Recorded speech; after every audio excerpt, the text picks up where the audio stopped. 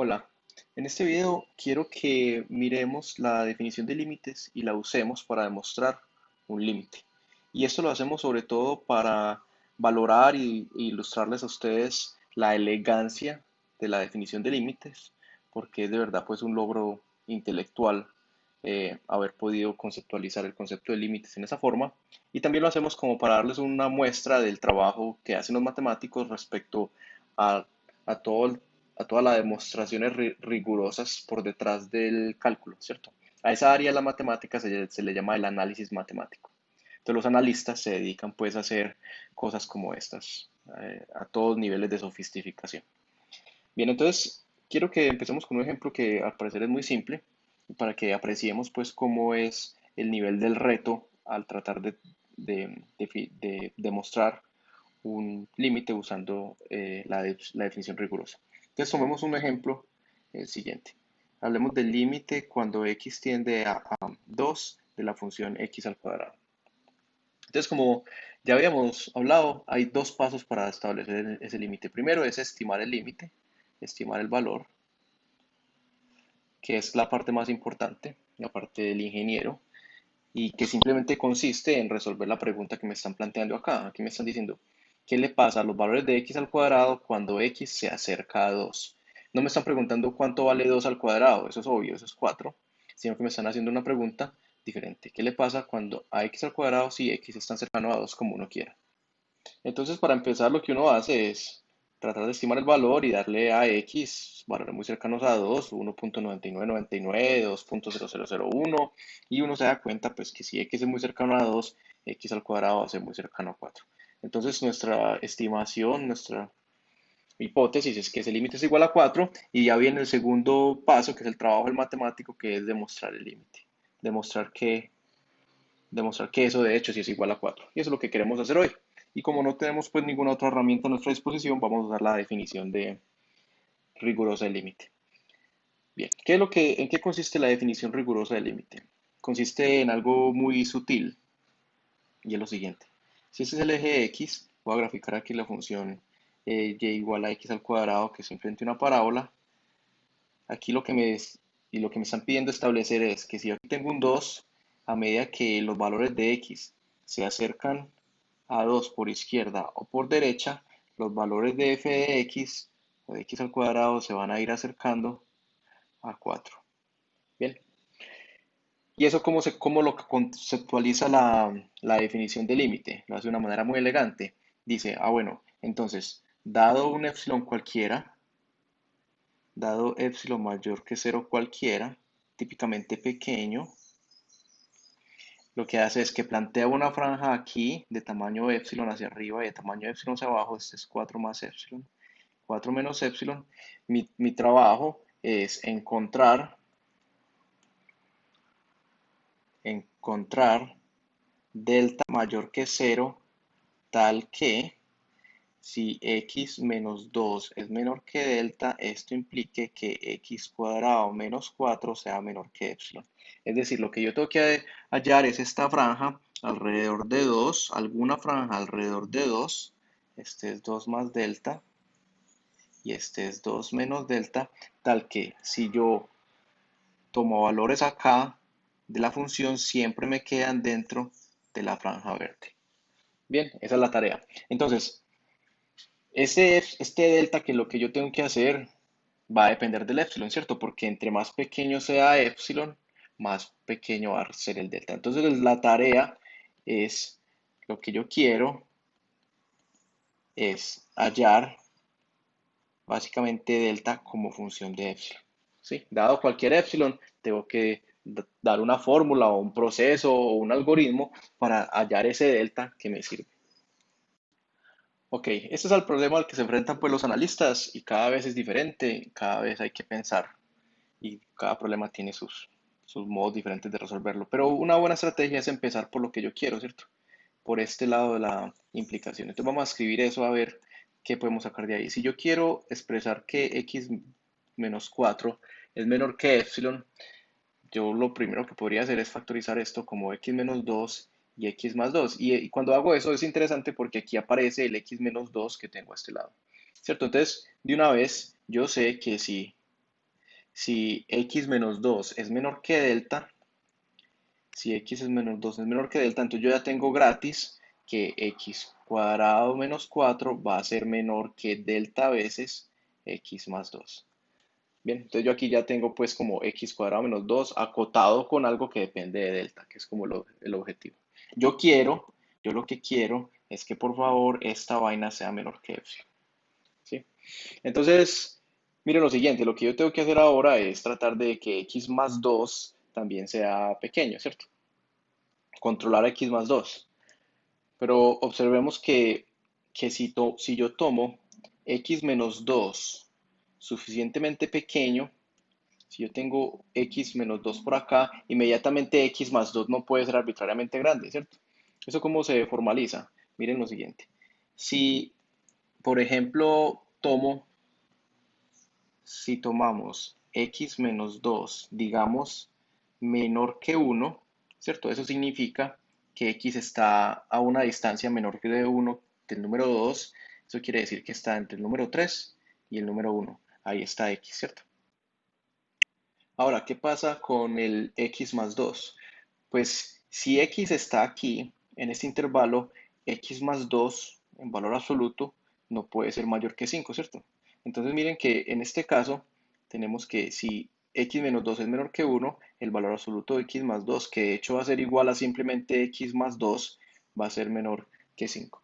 Entonces, lo que obtengo es una forma de controlar este x más 2. En resumen, tenemos lo siguiente. Entonces, si satisfago que si x menos 2 es menor que delta y x menos 2 es menor que 1, estas dos cosas me implican que x cuadrado menos 4, que es igual a valor absoluto de x menos 2 por x más 2 es menor que, como x menos 2 es menor que delta, este es menor que delta, y como x menos 2 es menor que 1, valor absoluto de x más 2 es menor que 5.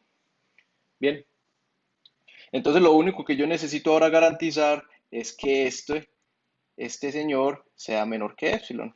¿Qué es lo que tengo que hacer entonces? Y con eso terminamos. Tome delta menor que epsilon quintos para que esto se cumpla y delta menor que 1, ¿cierto? Para que esto otro se cumpla. Es decir, que la fórmula que yo encontré es sea delta igual al mínimo entre epsilon quintos y 1. Bien, esa es mi hipótesis, ¿cierto? Lo que yo estoy diciendo es que dado epsilon cualquiera, si yo tomo delta igual a esta vaina, esto se me va a satisfacer. Vamos a verificar. Listo. Entonces esa es la estocada final. Veamos. Entonces, sea epsilon cualquiera y delta igual al mínimo entre epsilon quintos y 1.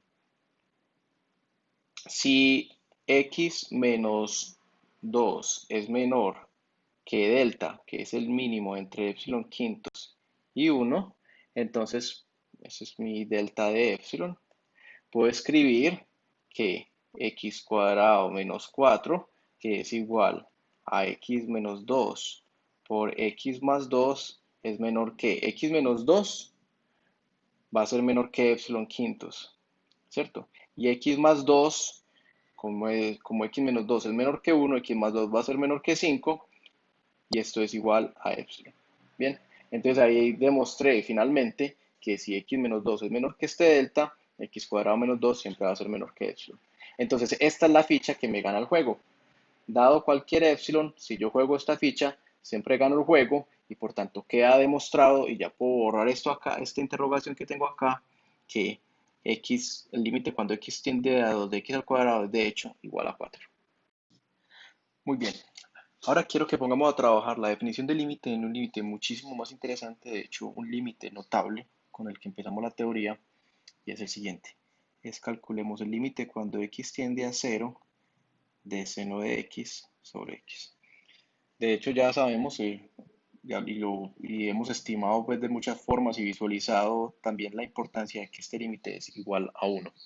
En este caso, esto es un límite mucho más interesante porque no tiene sentido hacer x igual a 0 acá, entonces lo único que uno lo puede hacer es calcular qué le pasa a esto cuando x se aproxima a 0 y el hecho de que sea 1 pues no es nada trivial, es muy importante.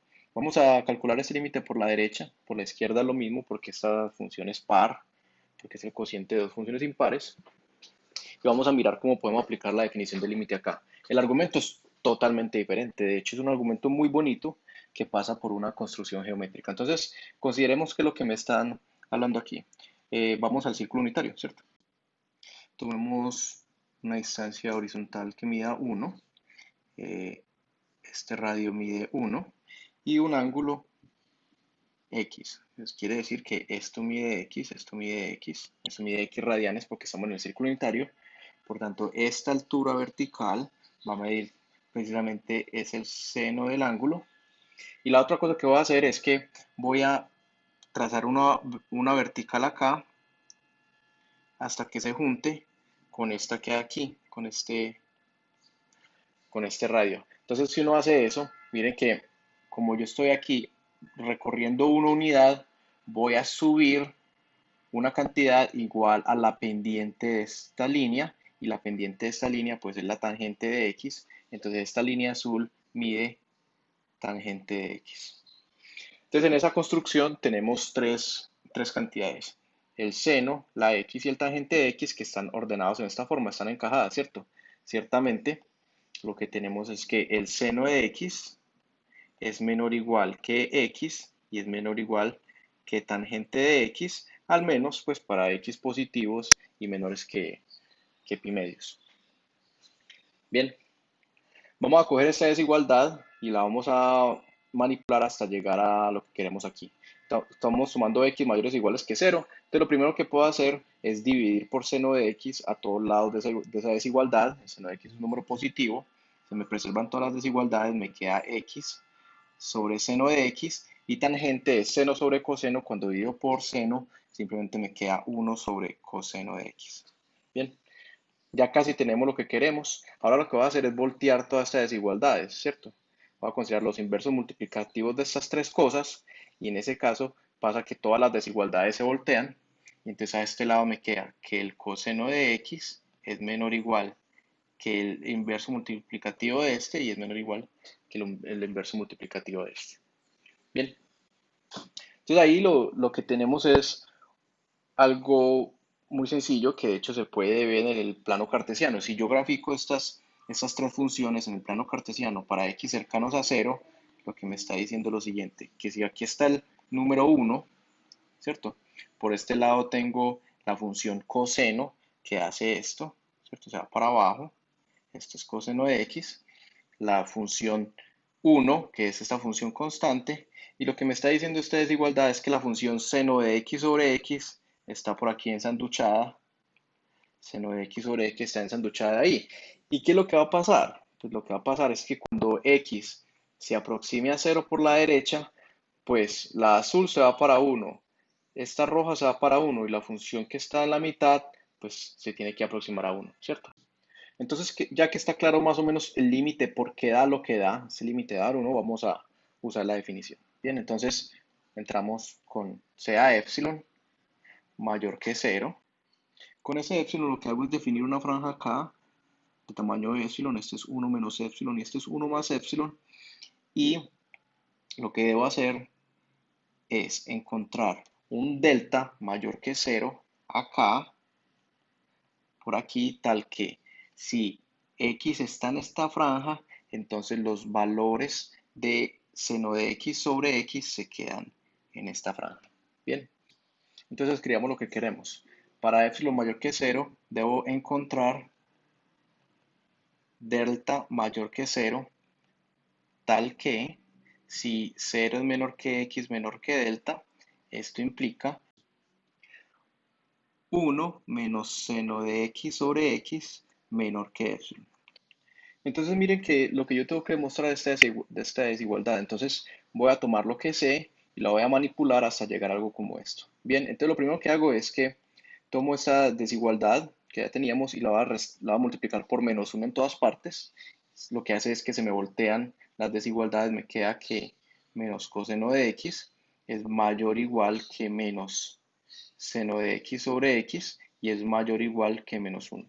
Y ahora voy a sumar 1 a todas partes y lo voy a escribir en el orden pues usual. Cuando le sumo 1 al menos 1 me queda 0, me queda 1 menos seno de x sobre x y es menor que 1 menos el coseno de x.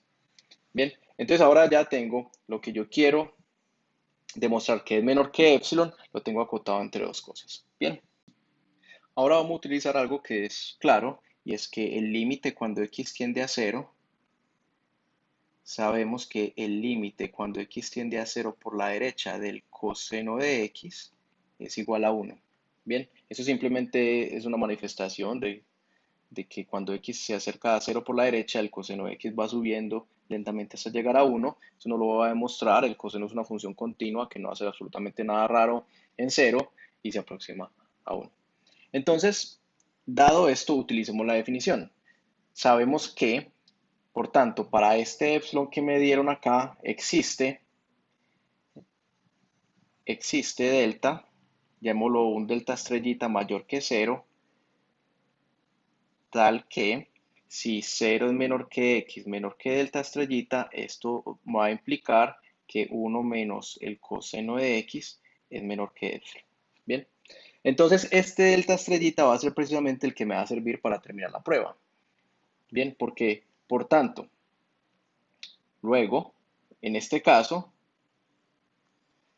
tengo la siguiente desigualdad: 0 menor o igual que 1 menos seno de x sobre x menor o igual que 1 menos coseno de x, y este es menor que epsilon, ¿cierto? Entonces, por tanto, se cumple que 0 es menor o igual que seno de x sobre x y es menor que epsilon, y acabo de demostrar la desigualdad que quería. Entonces, el delta que me sirve es el mismo delta que sirve para demostrar este límite. Esta era la clave. Muy bien, este argumento que yo hice acá es un argumento clásico y de hecho es un teorema. ¿Cuál es la idea? Si yo tengo una función ensanduchada entre dos funciones, esta metida entre estas dos, y ambas de los extremos tienden a un número, la de la mitad no tiene absolutamente nada que hacer, ¿cierto? Voy a escribir ese teorema para que nos quede. Entonces miren lo que dice el teorema. Se llama el teorema del sándwich o teorema de compresión.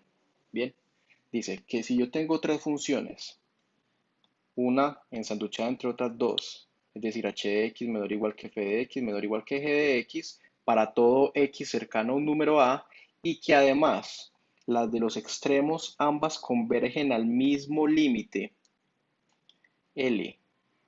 Cuando x tiende a A, entonces la de la mitad no tiene absolutamente nada diferente que hacer cuando x tiende a que converger al límite L. Bien, aquí lo que teníamos era exactamente eso. Teníamos la función de interés seno de x sobre x ensanduchada entre coseno de x y el número 1. Cuando x tendría a 0 por la derecha, esta tendía a 1, esta pues se quedaba en 1 y el seno de x se tenía que ir juiciosamente ensanduchada entre las dos y converger a lo mismo, que es a 1.